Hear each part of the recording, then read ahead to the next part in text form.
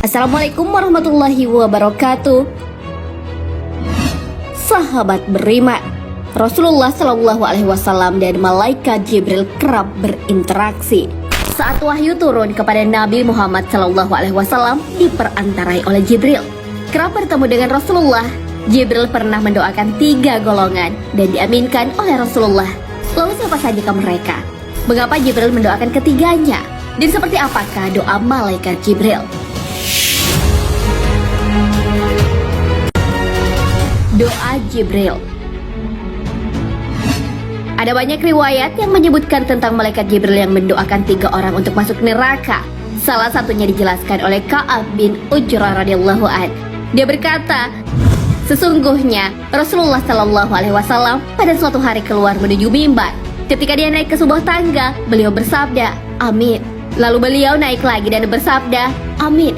Lalu beliau naik lagi ke tangga yang ketiga dan bersabda, "Amin." Ketika beliau turun dari mimbar dan selesai berkhutbah, kami berkata, "Wahai Rasulullah Shallallahu Alaihi Wasallam, kami telah mendengar sebuah perkataan darimu pada hari ini." Rasulullah Shallallahu Alaihi Wasallam bersabda, "Kalian mendengarkannya?" Mereka menjawab, "Benar." Rasulullah Shallallahu Alaihi Wasallam menjelaskan, sesungguhnya Jibril menampakkan dirinya ketika aku sedang menaiki tangga. Lalu ia berkata, rahmat Allah jauh bagi orang yang menemukan kedua orang tuanya di waktu tua atau salah satunya, lalu ia tidak memasukkannya ke dalam surga. Rasulullah bersabda, lalu aku membalasnya, amin. Jibril berkata, rahmat Allah jauh bagi orang yang ketika namamu disebutkan tetapi ia tidak berselawat kepadamu. Lalu aku membalasnya, amin. Jibril berkata, rahmat Allah jauh bagi orang yang menemukan Ramadan tetapi ia tidak diampuni. Lalu aku membalasnya, amin. Hadits riwayat At-Tabrani.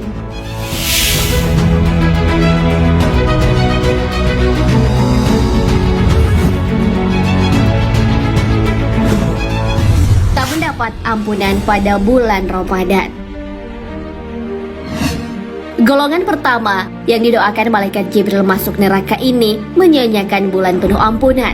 Padahal kita tahu bahwa Ramadan adalah bulan yang penuh berkah, rahmat dan pengampunan. Kemuliaan bulan ini sejalan dengan sabda Rasulullah Shallallahu Alaihi Wasallam. Sesungguhnya Allah membebaskan beberapa orang dari api neraka pada setiap hari di bulan Ramadan. Dan setiap muslim apabila dia memanjatkan doa maka pasti dikabulkan. Hadis riwayat Al-Bazar.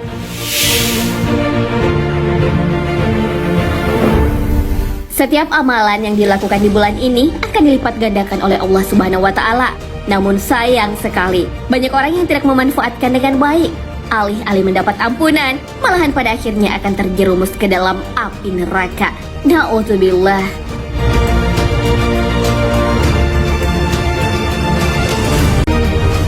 Tidak berselawat saat mendengar nama Rasulullah.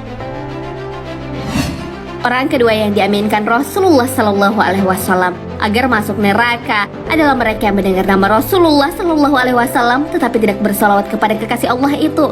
Salawat adalah pengagungan kepada Nabi junjungan kita. Siapapun yang memuliakan Rasulullah Shallallahu Alaihi Wasallam, tentunya Allah juga akan memuliakan dirinya. Derajatnya ditinggikan di dunia dan di akhirat. Hal itu pun juga berlaku sebaliknya.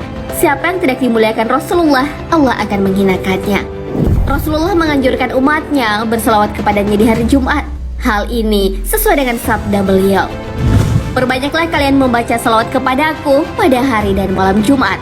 Barang siapa yang berselawat kepadaku sekali, niscaya Allah berselawat kepadanya 10 kali. Hadis riwayat Al-Baihaqi.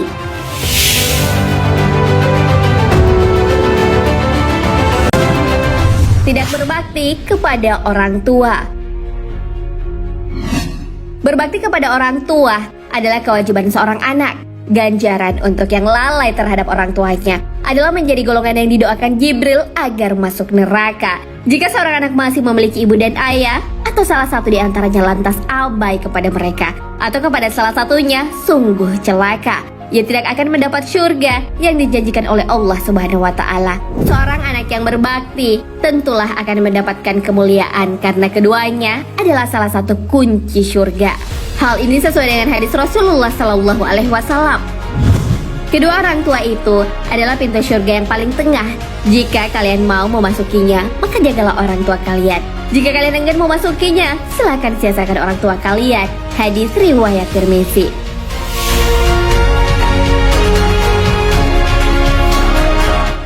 banyak sekali ayat ataupun hadis yang membahas tentang kewajiban anak untuk berbakti kepada orang tuanya. Perintah berbakti kepada keduanya disebabkan pengorbanan yang telah mereka berikan demi sang buah hati. Dalam firman Allah Subhanahu wa taala, pengorbanan itu pun digambarkan.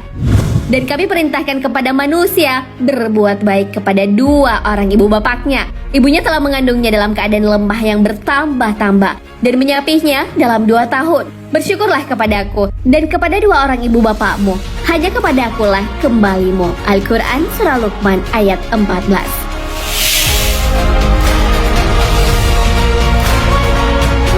Sahabat beriman, itulah ketiga golongan yang didoakan malaikat Jibril agar tempat kembalinya adalah neraka. Hal ini pun turut diaminkan oleh Rasulullah SAW. Ketiganya telah menyimpang dari yang diperintahkan oleh Allah Subhanahu wa taala, sehingga mereka harus menerima balasan perbuatannya. Tentu kita berharap bahwa kita bukanlah bagian dari salah satu dari golongan-golongan tersebut. Kita tahu bahwa neraka adalah tempat siksaan. Hal ini sesuai dengan firman Allah Subhanahu wa taala. Mereka, penghuni neraka, diberi minuman dengan air yang mendidih sehingga memotong usus-usus mereka. Al-Quran Surah Muhammad ayat 15. Wallahu a'lam bishawab. Sahabat beriman, jangan lupa berbagi informasi dengan share video ini karena sebaik-baik manusia adalah yang paling bermanfaat bagi manusia. Wassalamualaikum warahmatullahi wabarakatuh.